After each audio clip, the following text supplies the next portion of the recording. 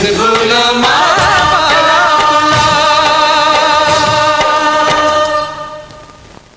माँ बाबूजी। अरे काय रे अति गुहार काबर पारा थक बे? ये तो सोहन भैया के पार्सल है पार्सल।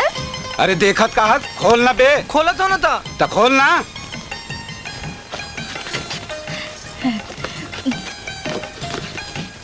अरे ये चिट्ठी खा लो। पढ़ना बेटा पढ़ना काली के है। पूज्य बाबूजी प्रणाम। माला चरण छू के प्रणाम। और किसन ला प्यार। आगे समाचार ये है कि यहाँ मैं बढ़िया ले सेटल हो गया। पेंगेश में कमरा घलो मिल गए है। बाबूजी तोर बार इम्पोर्टेड बंडी भेजा था।